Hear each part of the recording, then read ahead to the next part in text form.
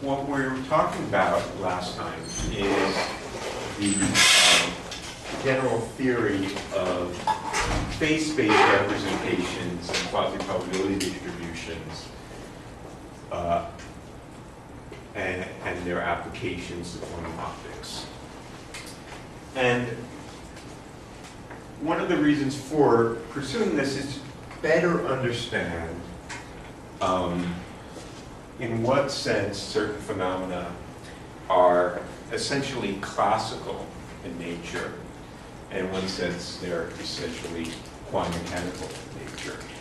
Now, you may say, well, who cares? It is what it is. I mean, there is the full quantum theory, and it tells us what to do. It gives us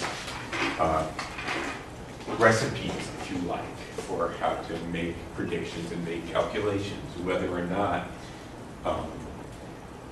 there is an equivalent classical description of the same phenomenon. Fair enough. You know, at some level, we might just be interested to understand, you know, in what way quantum mechanics is different from classical physics. But I think beyond that, what has become apparent in recent decades is that the distinctions between the behavior of quantum systems that have no classical analog whatsoever are actually a resource for doing things that are impossible in principle classically with sort of equivalent amount of resources. That's the whole business of quantum information, which we will come to hopefully in the last part of the semester. And so understanding at some level what aspects of the physics we're seeing are essentially classical in nature or essentially quantum in nature gives us a little sense of what sense is a certain, for example, light field a resource for doing quantum communication, a communication task that we wouldn't be able to do with the classical field. So that's another reason for pursuing this analysis. All right? So, you know, we have seen for many months now that, you know, we have made this categorization, put a boundary between the classical and the quantum by thinking about whether or not there was a classical probabilistic description of a certain phenomenon. And for example, photon counting. So we can look at photon counting and ask whether there's basically we can treat the field essentially classically. That is, and what I mean by essentially classically meaning there is a classical probability distribution that describes the predictions of what we'd see in a particular experiment. And so in the context of photon counting, the appropriate distribution to consider to decide which side of the fence the state sits on was the Glauber Sudarshan P representation. Okay, because we've seen that if we have some normally ordered product of creation-annihilation operators and we looked at the expectation value, that expectation value was given by a kind of classical statistical average if this function P is a classical statistical function. Okay? So but what we're now seeing is that that's not really the whole story. It's not just about photon counting. We can probe the field in different ways.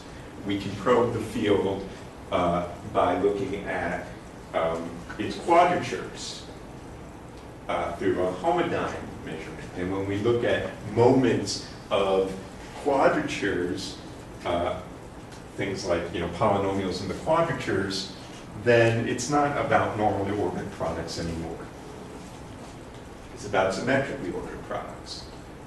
So given that we wanted that motivation, we're sort of stepping back now and saying, well, let's think about just the general formulation of quantum theory when we're talking about a Hilbert space associated with an infinite dimensional Hilbert space, the sort of basic Hilbert space that you first learn about, kind of the most complicated one, but it's sort of usually what we learn about first when we talk about wave mechanics. And so we want to think about formulating quantum mechanics on phase space. Okay? And so we take our cue from the classical description, or a way of formulating the classical description on phase space in a classical statistical theory. So instead of having a point in phase space, we have some probability distribution on phase space. And that probability distribution of phase space is a representation of our lack of knowledge about where a part of what its momentum and or position are. And that distribution function is a probability function which evolves in time according to Hamiltonian dynamics. And that is what is sometimes called the Liouville equation. So this squiggly thing is the Poisson bracket. We'll come back to that in some weeks, thinking about the equivalent thereof in the quantum world. And so given this is the state of the system, classically, and it evolves, and we could then, for example, ask about, we can make predictions about what we'll do when we measure the system, what position, momentum will we find if we try to measure the particle in some way. And we, for example, can ask about what's the average value of some observable, which is a function of x and p. And that is then just the average of that observable, like the energy or the angular momentum or what have you, over the distribution function. Okay? And so what we seek in our quantum description is a representation like this, such that if I have some operator, which is a function of x and p observables, and I wanted to, for example, ask what is the expected value of that at some time t, then what I want is this to equal that. Okay? And of course, we do that all the time in either x or p, where this would be then the square of the wave function in either position space or momentum space. But x and p is a little different because, of course, the whole point is that x and p don't commute. So what's in particularly true is in the quantum theory, these guys are not unique. There's an uncountably infinite number of ways to do this, as we'll see in a moment. And the choice we make will be tied to the physics of the situation at hand. For example, are we doing photon counting? Are we doing omega measurement? Are we doing something else? Okay? So that's where we were, and that's where we're going. So, let's get there. All right, so this lecture is going to be somewhat mathematical. It's perhaps going to be pretty dry, depending upon who you are. There's just a certain amount. I've never found a way to kind of get this about. There's just math that needs to be done in order to get at the stuff we're going to be talking about. So, fair warning, all right?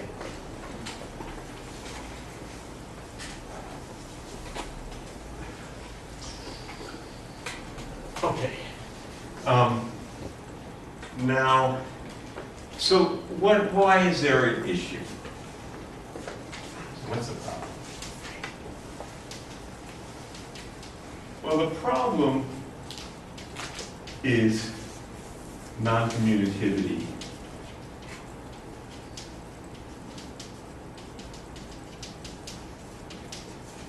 of X and P. Okay? So what that means is that if I have, let's just say I have some function that's a function of X and P. Sorry. The operators. What I mean is, let's say that function is X plus P squared.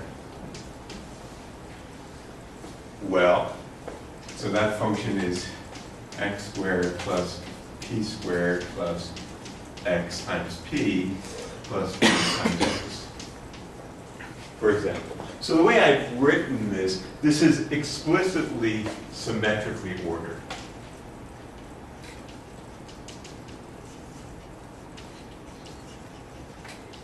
That's to say, there's every term that has an X on the left and a P on the right, there's another term with equal weighting that has them in the opposite order.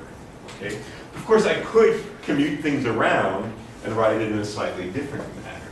I can write this as X squared plus P squared plus 2XP minus I. Right? I could do that.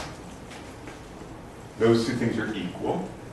Or I could write it as X squared plus P squared plus 2PX plus I.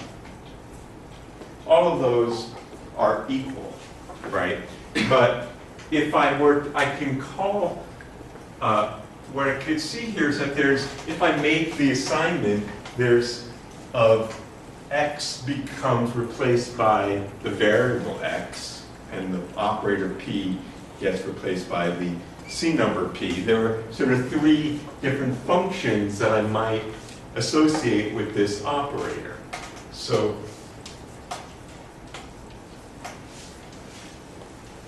there are three functions of X and P, C numbers, associated with these three orderings. So whereas all these operators are equal, the three functions I'm about to write down are not equal. So I can write down, I'll call it F0 is equal to X squared plus P squared plus 2XP. F plus 1 is X squared plus P squared plus 2XP minus I. And F minus 1 is X squared plus P squared plus 2XP plus I. Those are three functions that I obtain by looking at these three operators and making the substitution of X hat goes to the variable X, P hat goes to the variable P. Okay? So whereas these three operators are equal, these three functions are not. Okay? So there are three different representations in phase space of this operator, A. These are three different representations of that in phase space, depending upon how I chose to order X and P. If I chose it in the symmetric order and made the substitution, I got this. If I made the ordering with the X's on the left, I got this function. If I made the ordering with the X's on the right, I got that function. So there are three different representations. Okay, so it's clear there's not a unique representation of this operator in X and P because it depended how I chose to order it. All right. So, right.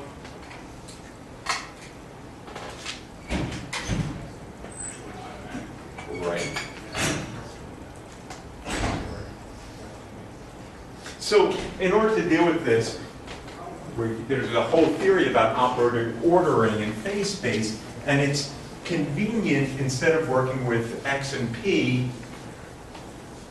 to work with alpha and alpha, or A and A dagger. Okay, it's just more confusing.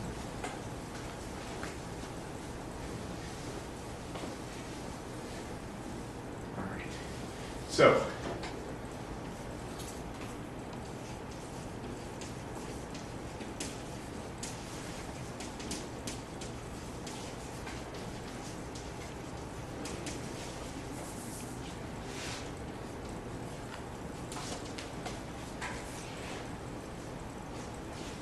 I've considered some function. Again, for the moment, we're just considering one mode. If I have multi-modes, it doesn't make a difference. It's just a tensor product of different functions for each mode. And so I'll just focus here on a single mode, equivalent to a particle moving in one dimension. Okay? So here's some arbitrary function of A and A dagger. And let's say that I can write this as a convergent power series. We'll explain what that means in a moment. And I'm going to write this in different ways. On the Cn plus 1, A dagger to the n, A to the m. Or, equivalently, if I ordered it Cn m minus 1, A and A dagger m. Or, n equals 0 to infinity, Cn m 0, something I'm going to call the symmetric ordering of this. So, what have I done? Well, what I've done is said, let's imagine that I can express whatever this function is as a power series. And a power series with coefficients out front. And those coefficients out front depend on how I order A dagger relative to A. If I put all the A daggers on the left and all the A's on the right, this is the normally ordered. Okay? So there's a particular set of coefficients associated with whatever the function is after I've done all the commutators, whatever it is, in the same way like I just did it there with X and P. Now I do it here with A and A dagger, and whatever coefficients are left up front, I call them the C1s. Or I would, do the tedious A's and A daggers and put them in the other direction, and then, whatever coefficients are out there, I call them the C minus ones. And if this is the symmetric ordering, right? So this is all permutations.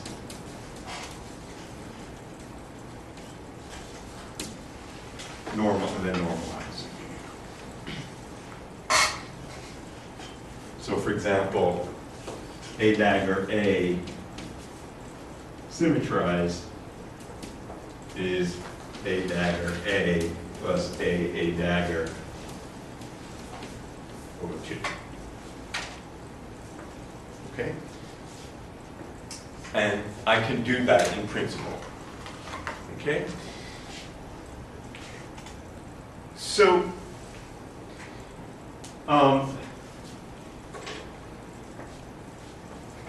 for the particular case where this operator is the density operator,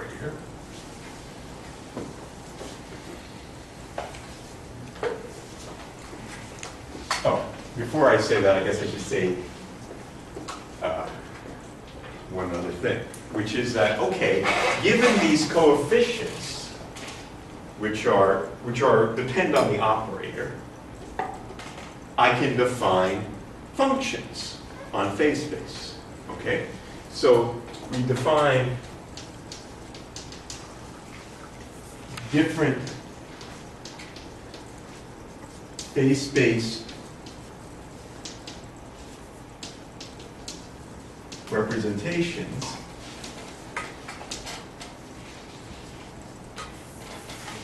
of the function, right? This is some operator A.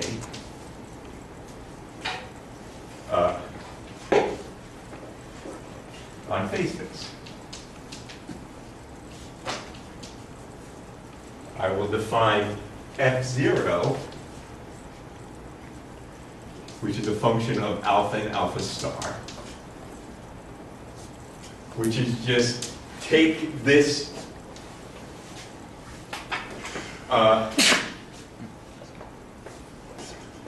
set of coefficients and just substitute where I saw an A dagger, an alpha star, where I had an A alpha.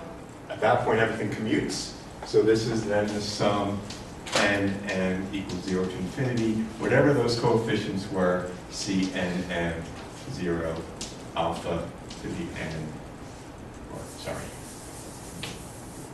alpha star to the n, alpha to the n. And similarly, I can have a 1 and a minus 1. Okay? So there are 3 different functions that I've written down here, depending on these 3 coefficients, 3 sets of coefficients, depending upon the original operator ordering that I was able to do. Yep. So the one that you have written down there, is that the C1? No, Or it's the C0. the, So- oh, because now that they're just variables, it doesn't matter what order Exactly. you write them in. Okay. Exactly. Good point. Thanks for emphasizing that. So once I wrote the operator A, substituted it with so let's look at this, make that substitution, right? This becomes alpha star alpha plus alpha alpha star over 2, which is just alpha star alpha.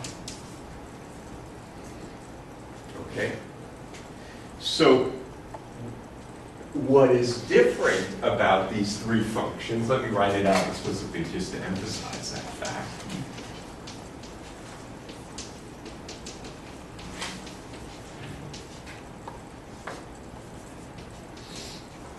So this is what I'm calling the function f plus 1 and f minus 1. What's different about these functions are these 3 sets of coefficients, okay? And those are determined from whatever the operators are. You have to write it in the operator ordering, then find those coefficients. Yes? So these 3 are a subset of some very large number of... Uncountably infinite. Uncountably infinite numbers. Yes. Because I can make up whatever rule I want for Indeed. the operator. Right. So we're going to talk about the continuum of possibilities in a moment. These are the 3 that are most natural for reasons we'll explain in a moment. Now, when in the particular case where A is the state of the system quantum mechanically, the density matrix, or the density operator, then these functions are the representations of the state in phase space. That's what we want. Okay? And they have names. George, Ringo, no. I did just watch 1964, and it was pretty. I was kind of bummed because John Lennon was, he was like doing nothing. It was all Paul McCartney all the time. Anyway. But, Class movie for next time. right. Okay, so when that's the case, these functions have names.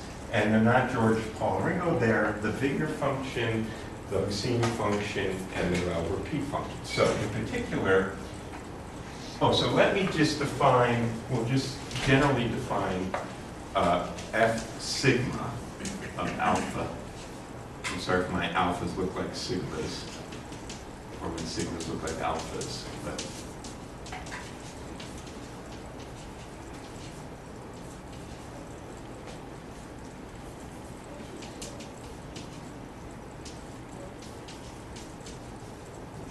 so we define a distribution function, which I'll generally call W, function of alpha and alpha star, which is the representation of the density matrix, or the density operator with respect to that operator.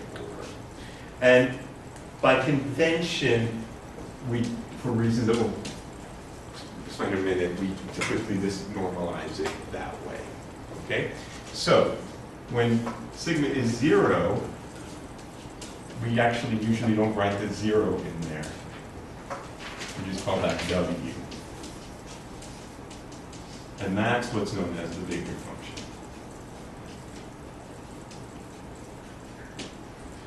When sigma is plus 1, this thing is called typically Q. And that is the Husmi function.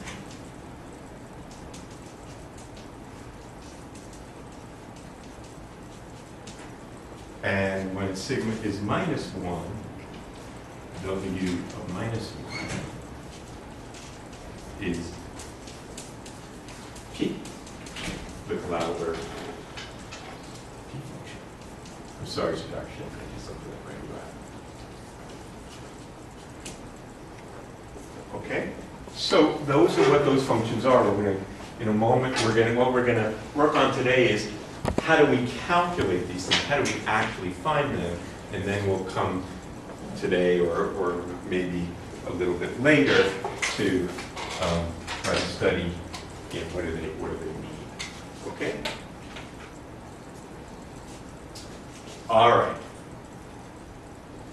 So, how are we going to find these coefficients, which is what we need effectively? I mean, in principle, we could do this with the A's and A daggers, right? I mean, whatever the function is, write it out in some polynomial and commute all the A daggers, commute all the, and yeah. No, we're not going to do that. So there's a whole theory of this, and it was developed in someone's PhD thesis, someone who we all know very well. Does anyone know who did that for their PhD thesis? Kevin Cahill? Kevin Cahill. Wow. It's just a guess. Really? Well, that's an excellent guess. Your spidey sense was right on.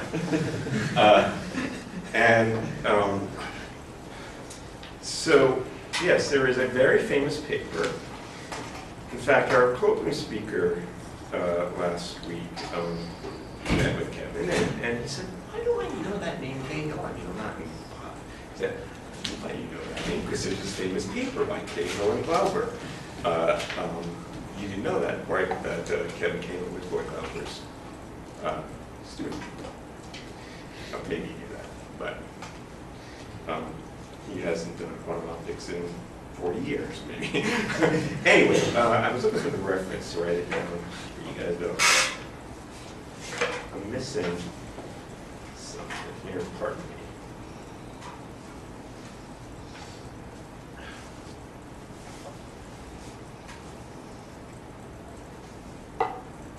Ah, yeah.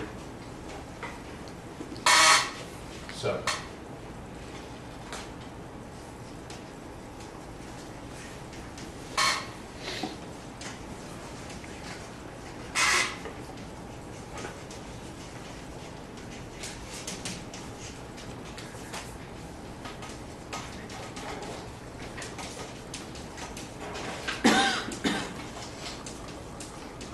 So this was in physical review before there was an A, B, C, or D, or LET, or anything else.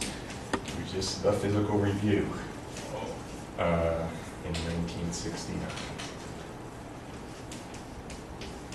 Summer of Love. That's when it happened. All right. So, how are we going to deal with this? Well, the way we deal with it is through some very, very beautiful theory that we know that really, at some level, comes from the classical theory of distribution functions. But we need a little bit of foundation first. So consider the following. So let's look at our friend the displacement operator.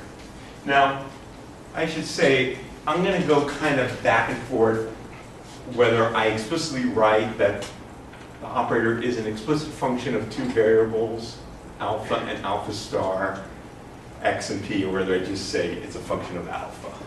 And notice that actually there are two variables here in this complex number. So this operator is this.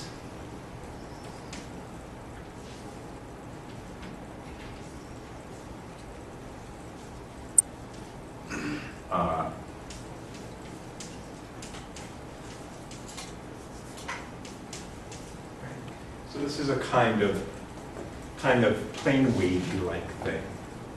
Okay.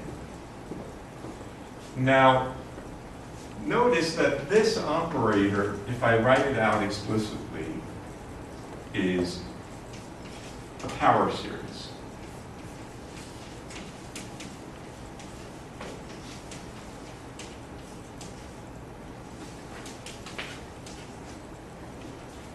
Right? And this power series is symmetrically ordered.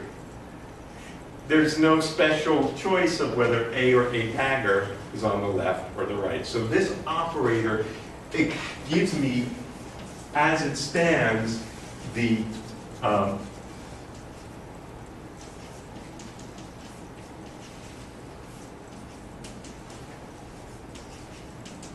symmetric ordering. Let me make sure all these little beeping things go.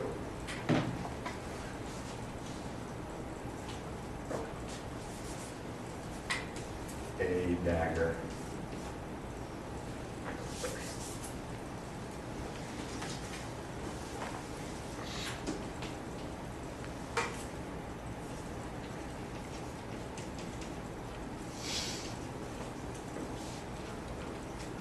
Right. A dagger to the N, A to the M. There's a minus sign there. Symmetrically ordered. Okay. So this particular operator, we can see what its coefficients are in the symmetric order. These are the C and M zeros associated with that operator. Okay. Now, if I wanted to find out what are the C plus ones associated with normally ordering this operator, it's generally a tedious thing to do. However, we can do it quickly, super duper quickly, because of our friend the Baker-Campbell-Hausdorff theorem. So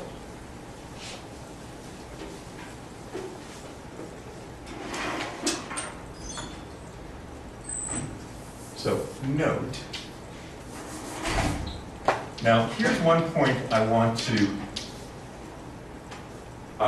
emphasize, because it is always confusing, at least in my experience.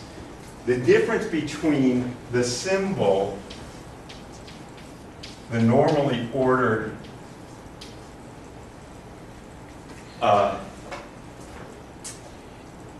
representation of an operator, or just taking an operator and normally ordering it, and the normally ordered series. Let me explain what I'm trying to say.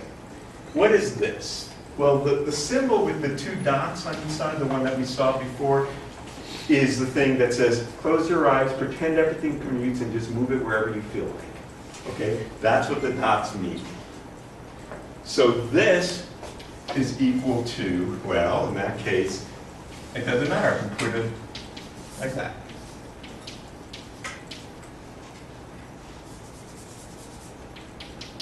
Is that clear? I didn't commute anything. All I did was I said, forget about the fact that they don't commute. If they don't commute, that could, you know, e to the a plus b is e to the a times e to the b. And I can put them any order I like, so I'm going to put them in normal order. So that's what the double dot symbol means. Okay, but that's not what we really want. We want the operator after we've done all the commutings. Okay? Now, by the Baker-Campbell-Hausdorff theorem, we know this is true.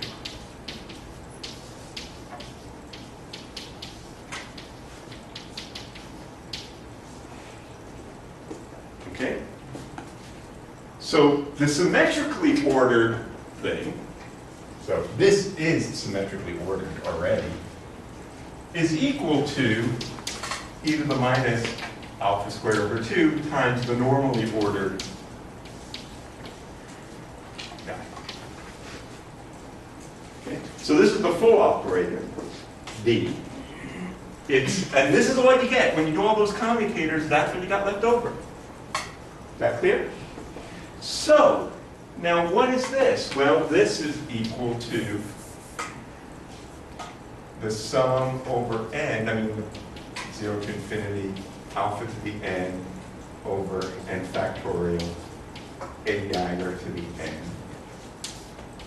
times n equals 0 to infinity, alpha star with a minus sign to the power n, n factorial, a to the n.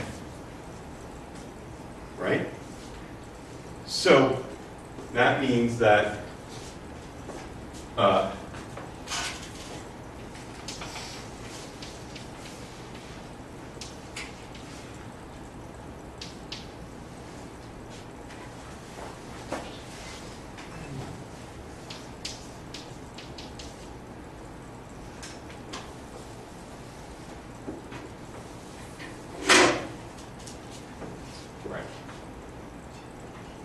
so that means the following. For this, those are the C zeros. If I write this out now, and infinity,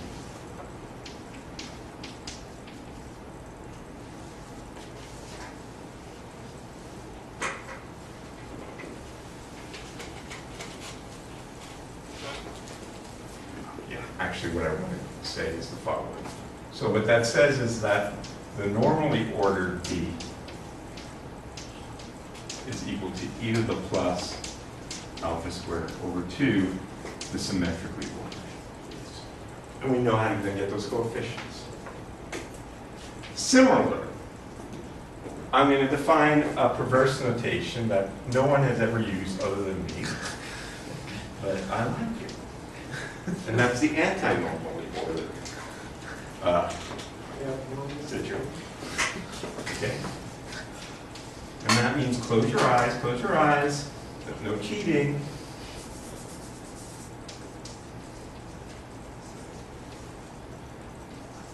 And let it pretend everything commutes. They commute, move all the a's to the left, move all the a daggers to the right. Okay? So that's equal to e to the minus alpha star a e to the alpha a dagger. Okay. Which also has an obvious, this particular operator, this thing, this guy, you know, had this as its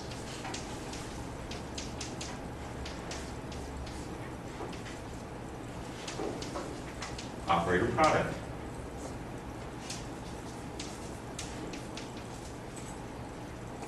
Right? And moreover, the symmetrically ordered guy, if I did Baker, Campbell, Hausdorff in the other order, you would find this.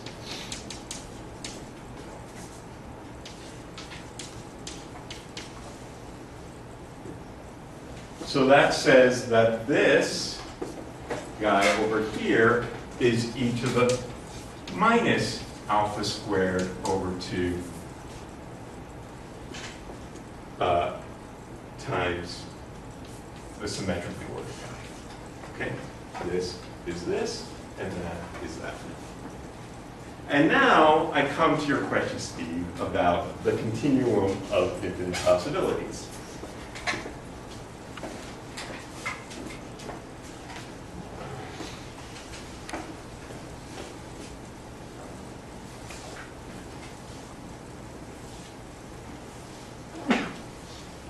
That's you. So now I can define, I'm going to define the sigma ordering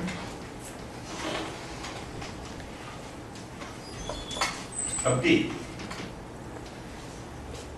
So D sigma, if I put of alpha, is going to be defined as e to the sigma alpha squared over 2 times D.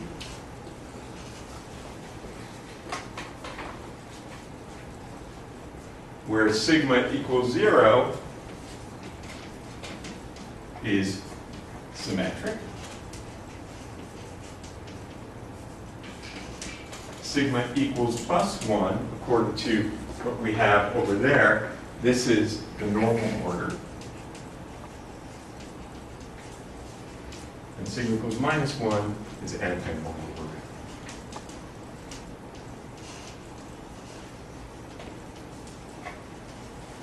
Okay? So what that says is if I want to get, for this particular operator, which has this nice kind of polynomial form, I can write it automatically in a continuum of orders, ranging from ranging from normal to anti-normal, with symmetric in between, and all sigmas in principle otherwise. Okay? So this is a piece of mathematics. It's just fact, right?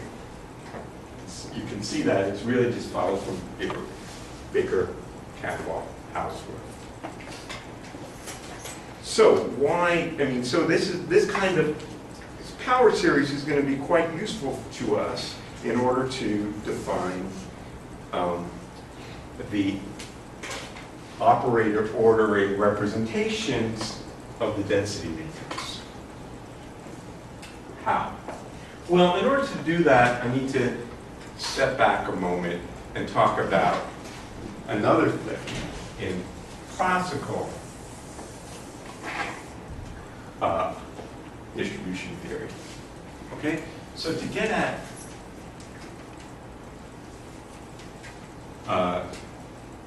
P, Q, and W, consider classical distributions.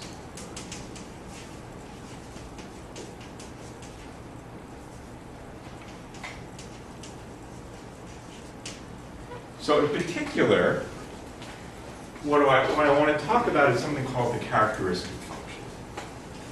What do I mean by that?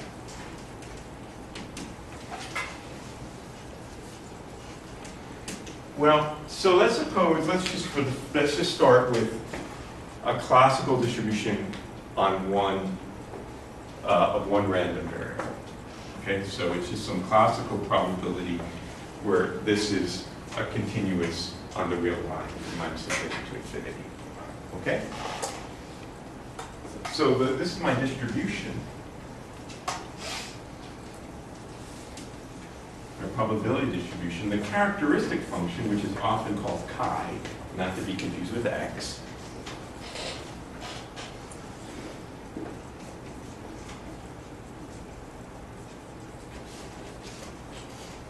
is the Fourier transform of the probability distribution. So this is not a function of x. This is a function of y. Integral over x e to the minus I y times x, the probability distribution for x.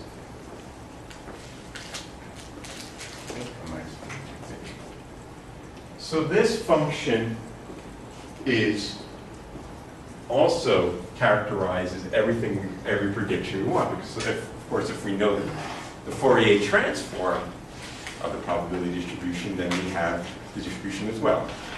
But it's a very useful object. It's useful both from a calculational standpoint and also from the point of view of getting at the quantum distributions. In particular, we care often about the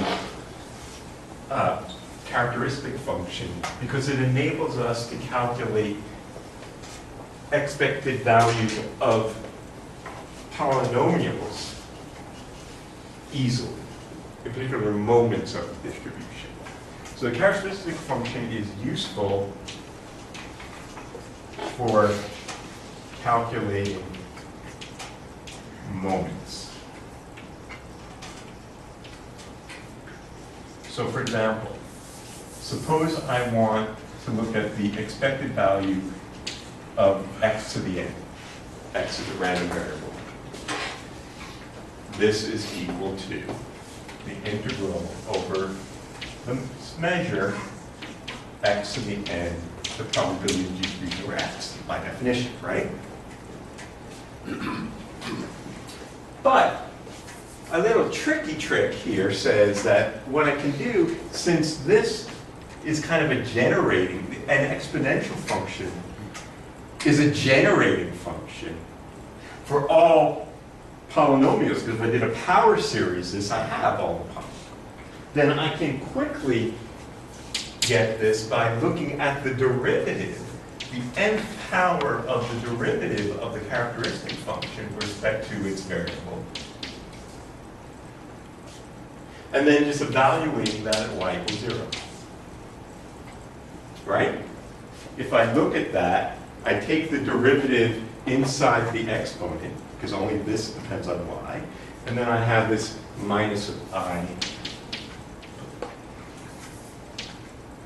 plus I to the power n. You buy it? Right? So that's quite useful. And we're going to use it in the future, but it's also going to be useful for us in terms of defining our representations of the quantum state in terms of in terms of something.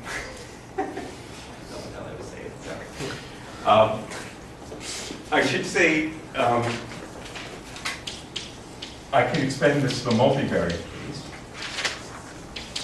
So I could have a probability distribution for many variables. Let's call that P as a function of the vector of variables. And then I can look at an arbitrary moment of some product of the random variables. And again, that's given by derivatives of the characteristic function evaluated at the origin. So in particular, this is the partial derivative with respect to I y1 and 1 times the partial derivative with respect to I y2 and 2 times dot dot dot the partial derivative and nth variable on the y sub n to the n sub n, the characteristic function evaluated at the origin. Okay. So if I have the characteristic function, I can calculate any moment of the distribution, and that completely defines the distribution, of course. And of course, you can kind of see how that might be coming to our thing, because of course here we're looking at kind of moments of a named dagger. So we'll get these power series, so it's kind of coming back around to that. Okay, so with that said,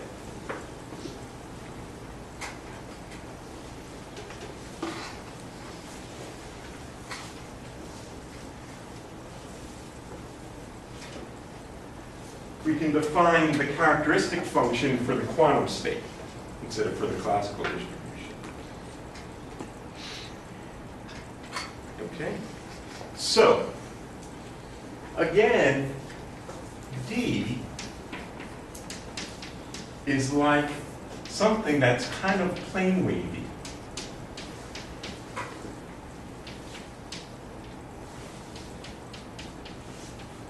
Right? So, a natural way of defining a characteristic function on phase space, where x and p are now like my random variables, is to define the characteristic function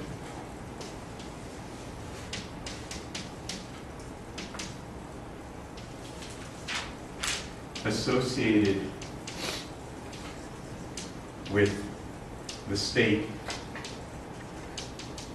rho as follows. Chi as a function of x and p is equal to the expected value of D. Why is that? Well, let's look back over here.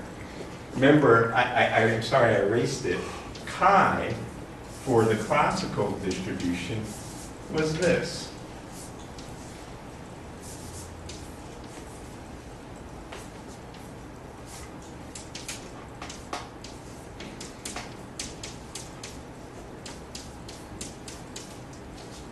What is that? That's nothing more than the expected value of this. That's what that is. I'm integrating this guy over the probability distribution. So the Fourier transform of the probability distribution is nothing more than the expected value of a plane wave. So we define equivalently the quantum version of that, which is just equal then to the trace of rho with the displacement operator.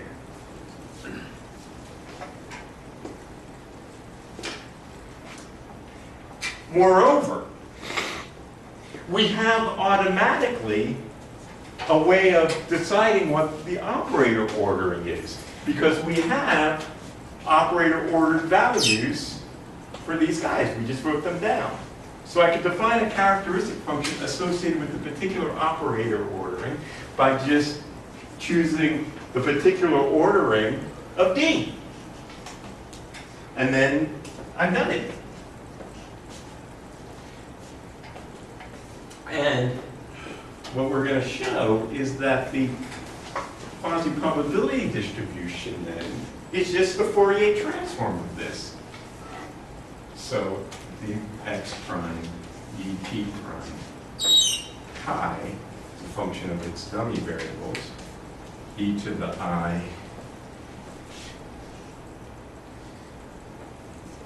x prime p minus p prime x. And I have two pi's around. The pi's in this whole business are enough to drive you completely bonkers. But the way that this is defined is this is. Yes, sir. So the expectation value of the displacement operator Yes. changes based on how you write the displacement operator. Right. So there is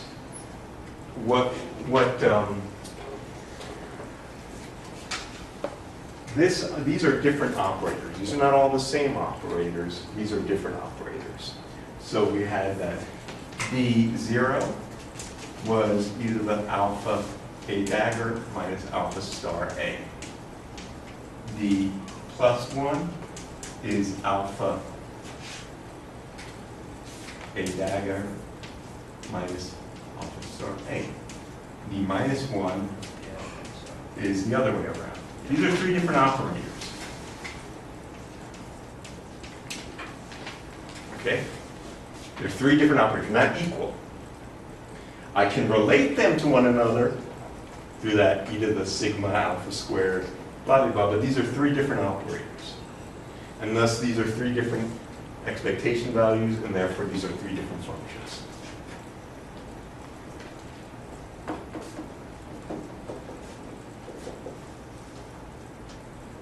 And often, as I say, we write this in the complex representation and say chi sigma of alpha is equal to the trace of rho with d sigma of alpha. And the quasi-probability distribution is the integral then d squared over pi squared.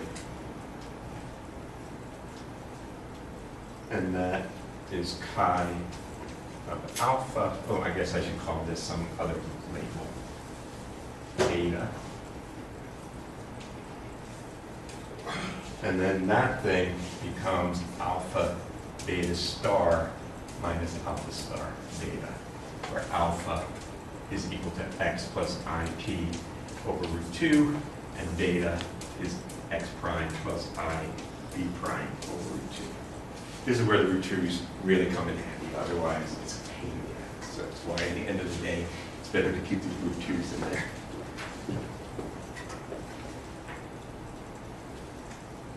Okay? So this is something that you have to get used to, is dealing with Fourier transforms in phase space. This factor is pure imaginary up top because it's something minus the complex conjugate. So it's like a phase. So when we're dealing with x and p, we deal with alpha and alpha star, and this is the phase factor. Comes out there all the time. All right. So, so now, ultimately, we want to use these things to calculate expectation values and make predictions. So, I should say, as we're going to see in homework, often this is actually how you calculate things like the Wigner function. What you do is you take the trace of the state with the displacement operator. That gives you the characteristic function associated with the Wigner function. And then you take its inverse Fourier transform. We're going to do those. We need you. I guess me too. Because I have to do the problems again to try to get them right for homework. Okay? All right. Now, continuing, everyone take a drink because I know it's dry, but we got some more to do on this. So there's more that's related. There's a whole set of what I think is quite beautiful mathematics that we're kind of familiar with in the context of classical theory of Fourier analysis that now translates into this operator domain. Okay? So we want to, what we're kind of doing here is Fourier analysis of operators. That's what we're doing. So let's say a few more words with better chalk about Fourier analysis.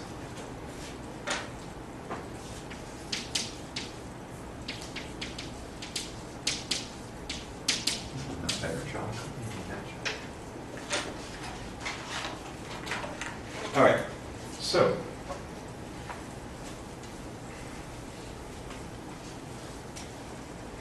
and I'm gonna couch this in what we know from wave mechanics.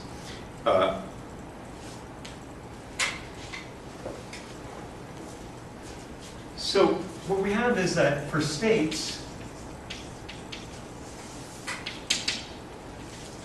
the set of eigenkets, the positioning state, are complete orthonormal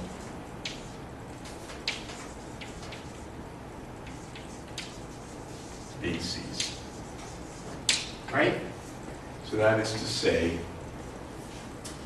I can have a resolution of the identity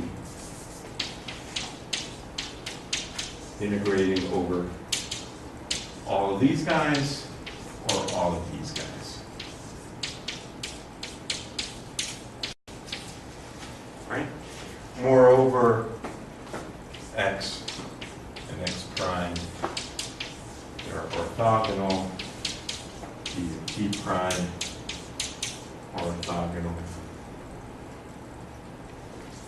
We have a representation of one guy in terms of the other.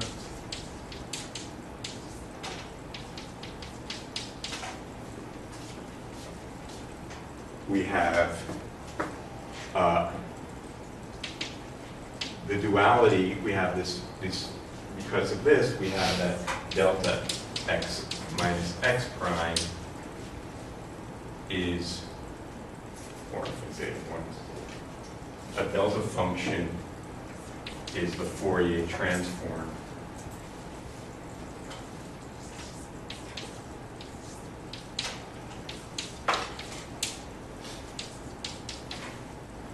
of the plane waves. So there's a duality between the delta functions and the plane waves.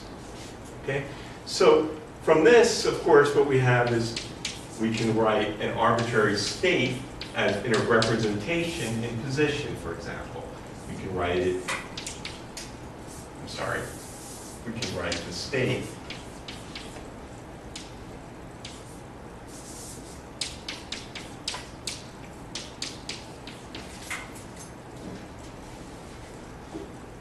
in terms of the position space, or we can write the state in terms of the momentum space.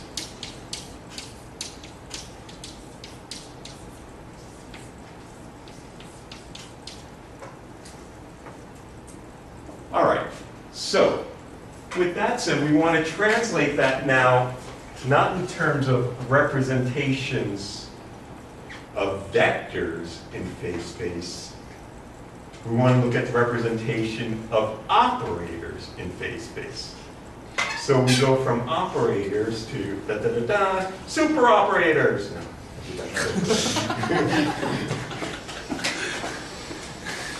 No. So, what do I mean by that? Well, so instead of having a basis of states, we're looking to look at something that looks like a basis of operators. So in the same way that the plane waves are a basis of states, the displacement operators are a basis of operators. What do I mean by that? That means that I can project an operator onto this thing. It's got some amount of that, and then add them all up. That's what I did over here, right? I said that, you know, the state, I can project it onto the plane wave, and then the total state is just add up with those coefficients, those things. So the claim, which you will see in your homework, is that the set, this is not symmetric, this is just the set, okay, is a complete orthonormal set of operators. What do I mean by that? That means that any operator can be expanded in terms of these guys, just like I can expand any function in terms of plane waves. What does it mean to be orthogonal? Well, so we need an inner product. And the inner product is borrowed from matrix algebra. It's the trace inner product. So we're going to look at, this is where the super part of the super operator goes. So here, with my curly brackets, is the inner product between two operators. And that inner product is defined to be the trace of A dagger with B. I don't know, it has some name. Is it Frobenius? I don't know which one this is, but it's some inner product. It's the anyway, the one that comes from matrices. It's simple. I think that's the Hilbert-Schmidt. Yeah, maybe that's it. Yeah, thanks. Thanks. I don't know. Details. Mathematicians love to throw around, it's the name, it's the Frobenius norm, because if you don't know what the Frobenius norm is, then you're just not smart. Drive me up the wall. It's just arguing by authority, by giving something a name that no one can remember except the people who know the name. All right, diatribe number 3 for the day. Continuing on. So that's my inner product, and so the claim is the following. The inner product between two of these plane wavy things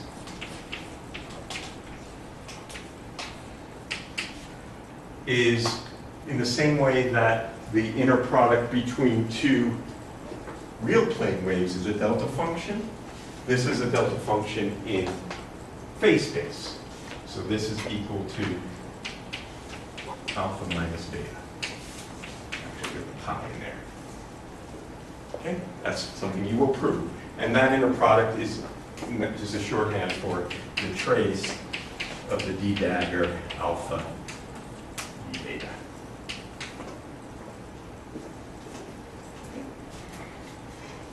All right, so they're orthogonal and they're complete. What do I mean by complete?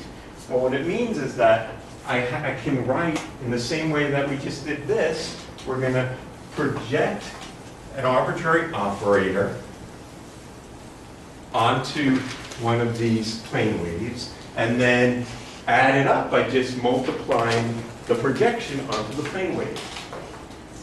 So the claim is that the integral of the superoperator outer product is 1. This is kind of the measure of phase space. This is like the complete set, but now of operators rather than kets. They're super kets. Okay?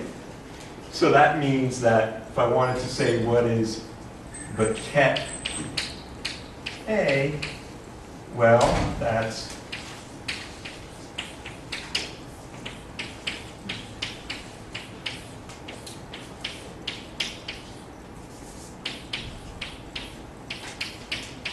that,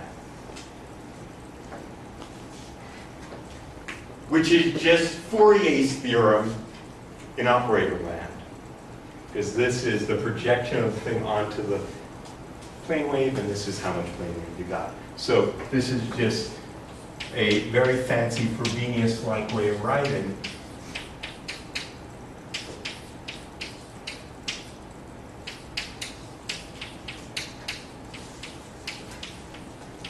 And this is kind of the whole story in quasi-probability distribution here. It's really the whole thing is here.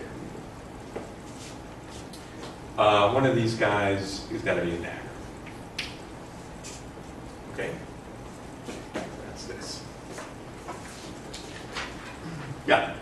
So I guess using this picture, I mean, does that mean that we could define kind of rigorously like a super operator that took us from some operator in, normal form, say, to some operator in symmetric That's form? what we're about to do. Okay. Yeah, Cool. that's exactly what it's about. Okay. Sweet. I should say that what is often written for reasons related to the characteristic function, because it doesn't matter if we change alpha to minus alpha here. So I'm integrating over the whole plane. And so often you look at it's written this way. And that's the way we're going to write it. So I'm sorry to use pen, but don't use pen. Why? Why is it just because it turns out to be more convenient? It's more convenient, right? Because remember we had this was, if A was rho, guess what this is? It's the characteristic function. So, indeed, what we have here, so the other thing we have, so in the Fourier analysis was about the duality between plane waves and delta functions, right? If you took the Fourier transform of the plane wave, you got a delta function. So what is the Fourier transform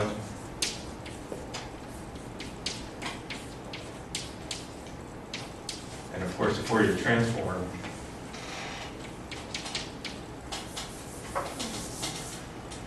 is this.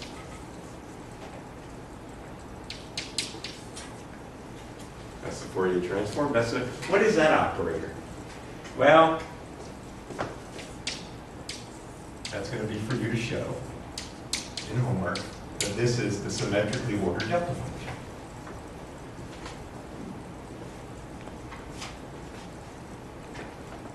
In other words, this is, if I looked at this in X and P land,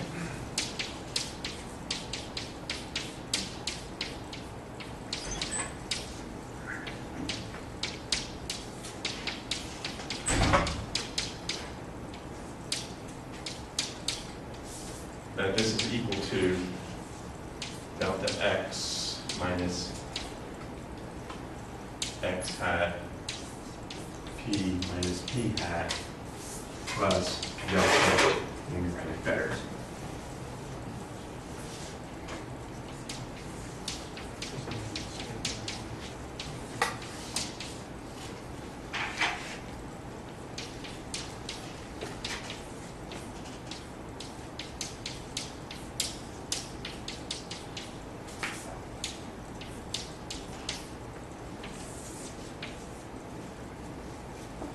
Yes, sir.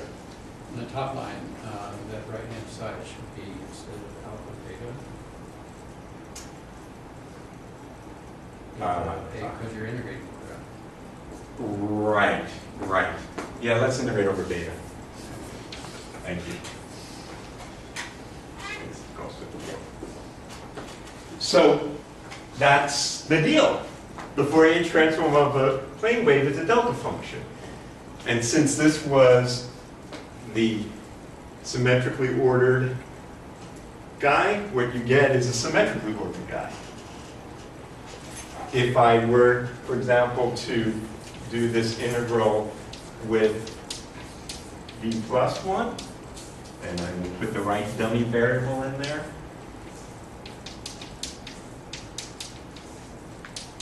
what I would get is the delta function alpha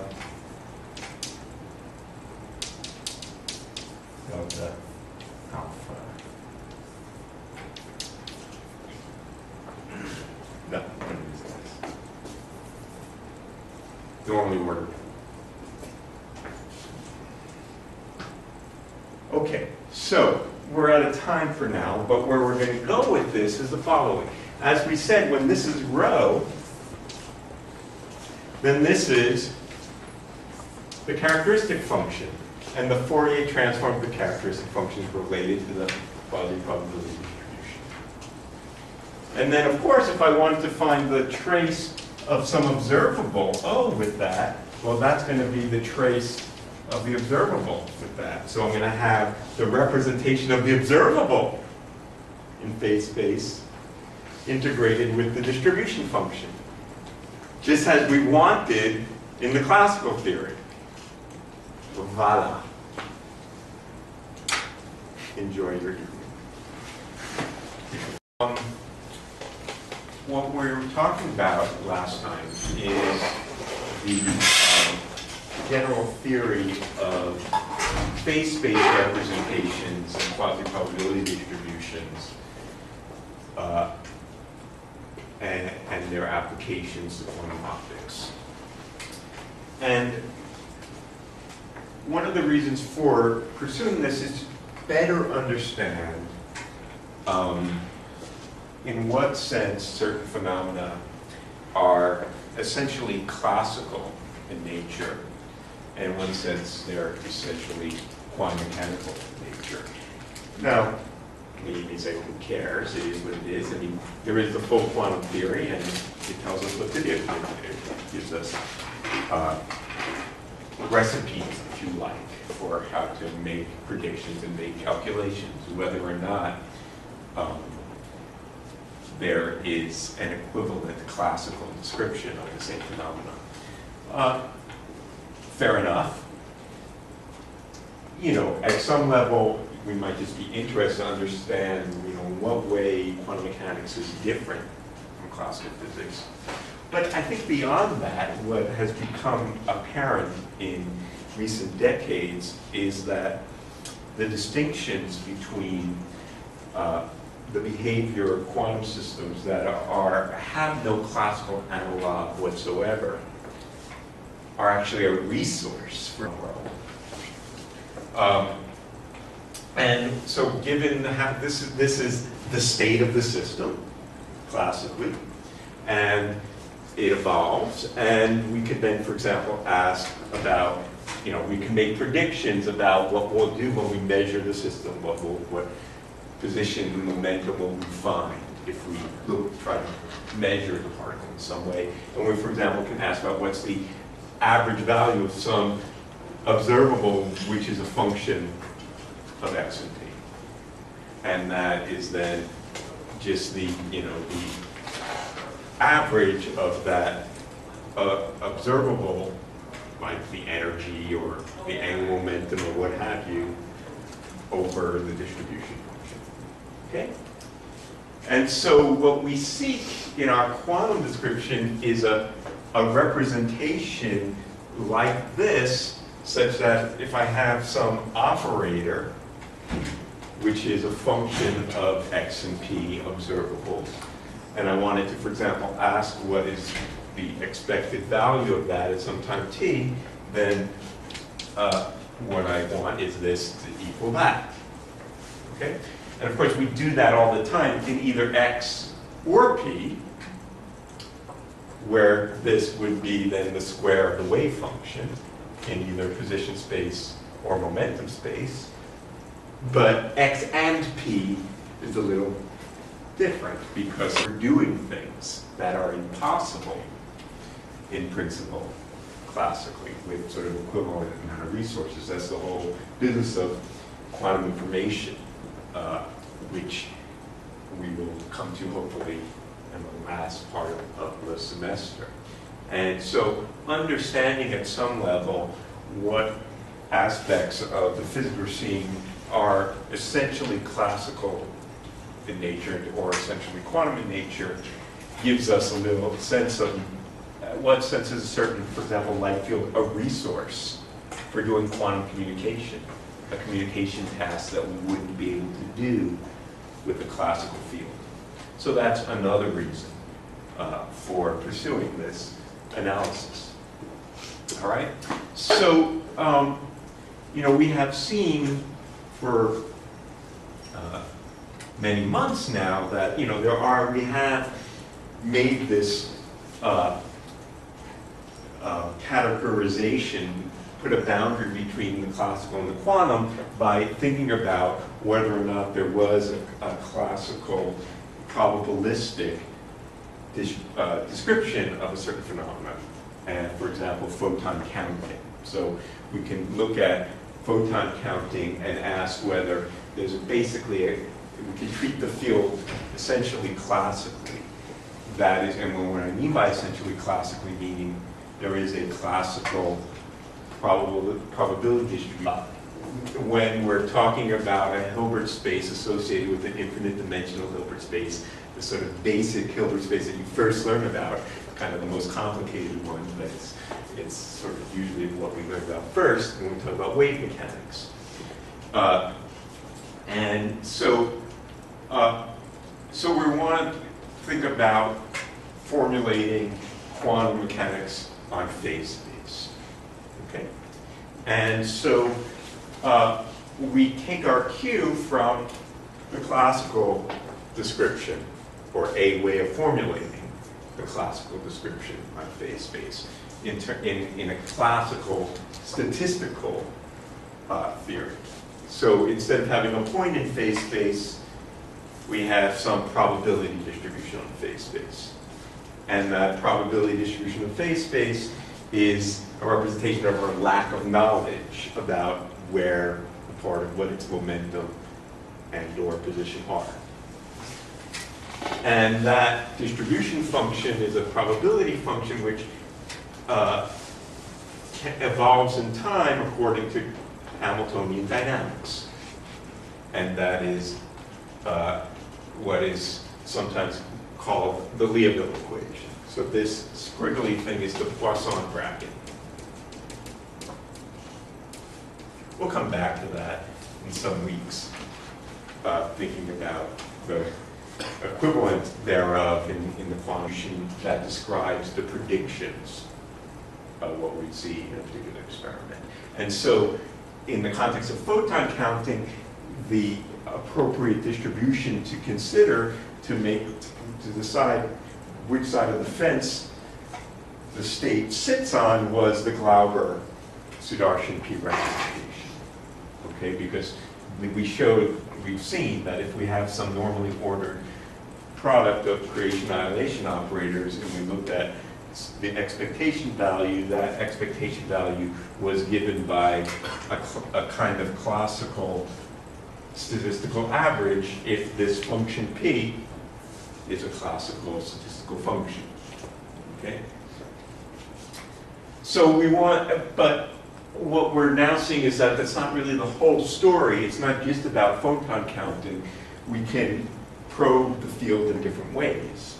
We can probe the field by looking at its quadratures through a homodyne measurement. And when we look at moments of quadratures, things like polynomials in the quadratures, then it's not about normally ordered products anymore. It's about symmetrically ordered products.